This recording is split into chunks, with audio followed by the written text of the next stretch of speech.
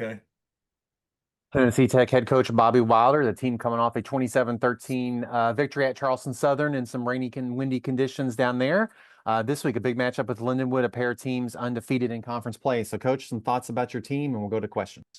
Yeah, first of all, credit to Gabe, Charleston Southern, having those guys play hard. They have good scheme. They beat us in three really critical areas. Turnovers, we turned it over three times. They only turned it over once. Penalties, we had 10 for 114, which was very uncharacteristic of our team. And then third and fourth down, they were better than we were. The difference was the red zone. We scored four touchdowns in the red zone all four times. They scored one touchdown, two field goals. That was a game, 27 to 13. The rushing yards, we continue to be a really good run team and excellent against the run. We rushed for 240, held them to 63, and then field position, we were plus 17 on the field position. That was the difference in the game. It was very difficult conditions for both teams to play in with the weather. So credit to them. Pleased with getting the win, getting to 6-0 and being 3-0 in the league. So, the FCS top 10 reveal just came out, and you all were ranked 10th in that from the selection committee's eyes. Just thoughts about that. Yeah, that's great. That's great for Tennessee Tech. It's never happened here. Been playing football at Tennessee Tech for 104 years, and this is the highest ranking, being undefeated through 6 weeks. There's a lot of first, Kyle, that are going on, which I'm so happy for President Oldham, for the school, for the alumni, for this community, Cookeville community that's excited about this football team and the success that we're having at this point. All those things are really good for the university and the football program. This week, playing a team, you want to keep winning, right? You're halfway through the regular season. You're playing a team who's also undefeated in conference play. Talk about what you've seen from them. Yeah, I've got so much respect for Lindenwood, for Jed, their head coach, their staff. They do an excellent job. That they've got really good scheme in all three phases. What they're doing, it's challenging to prepare for them. Those guys are good. They've got an excellent quarterback, Nate Glantz, who we faced last year, is playing at a high level. And typical, Kyle, of a lot of teams in the league, they have such a challenging schedule to start. They're the only team in the league that played their first three games on the road, and to survive that. They played four of their first six on the road, and they've been excellent at home. They beat a good Stony Brook team. They beat a Tennessee Martin team that I think is a good football team, similar to Lindenwood. Had to play that tough early schedule. Martin's played three FBS teams to this point, so it shows you the character of the players first and foremost, and then the characters of the staff. Head coach to play four of your first six on the road and have the record they have to be undefeated in the league, and it's exciting for both teams, in my opinion, to be in this stage of the season and it's two unbeaten teams playing for first place in the league. You mentioned their quarterback. Your quarterback's obviously performed very well. I know you haven't played every team in the league, but it seems like it's a very quarterback-driven, heavy league this season, especially people in their first season at quarterback with their respective team.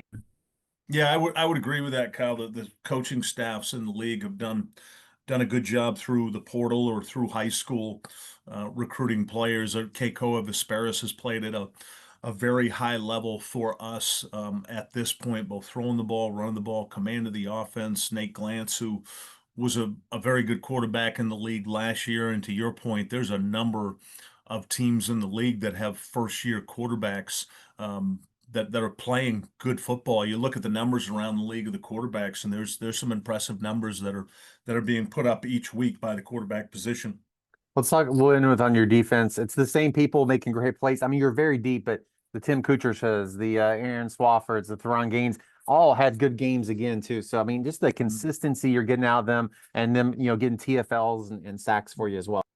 Yeah, I'm very proud of, first and foremost, just how we play, the mindset of our defense, Cal. Our number one goal is that when you turn on the video the next day, that you see all 11 giving great effort. Like everybody is pursuing to the football, and that's the standard they've set. We have a veteran team. You mentioned Kutris and Swafford and Theron Gaines. I could go down the list of guys that have been here, and a lot of guys that have been here and lost. They've never had this opportunity to win until last year when we won the last five, and now there's an 11 game winning streak, and they get that feeling of success, and they want it more. So we play incredibly hard.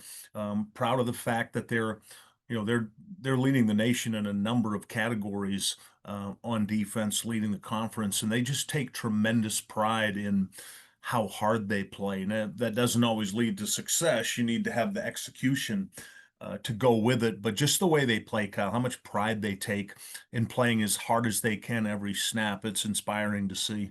Now, you didn't have a pick six this game. Was there something wrong there? Just Yeah. joking. After you had two in a row, two games in a row. Yeah, they actually did. Charleston Southern did a really good job protecting the ball with how they were throwing it and what they were looking for. We had one interception this game right before the half, but they were really smart with the football and what they did. And our guys were aggressive. We didn't play any different. I think that lends more to Charleston Southern did a really good job with the football. Last question we talked about before you got into the playing, not ideal playing conditions, and you've played in a couple games just like that this year. Maybe this week it'll be like that. How do you control the things you can't control? Yeah, what we talk about is just the amazing privilege to get to play the game. You get to play on Saturday, so whatever the weather is with Charleston Southern or the forecast for this weekend at Lindenwood, if it's the same thing, it's such a privilege to be able to play and play in this game, a high level game.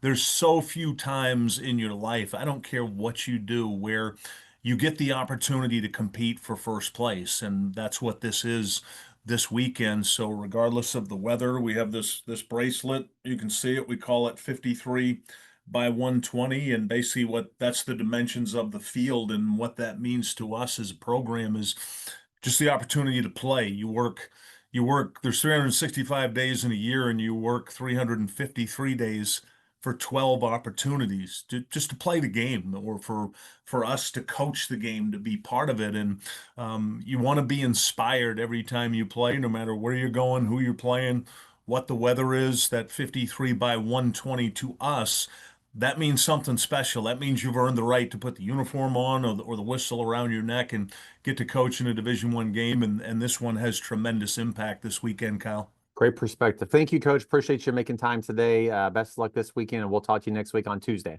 You got it. Thanks for having me on, Kyle.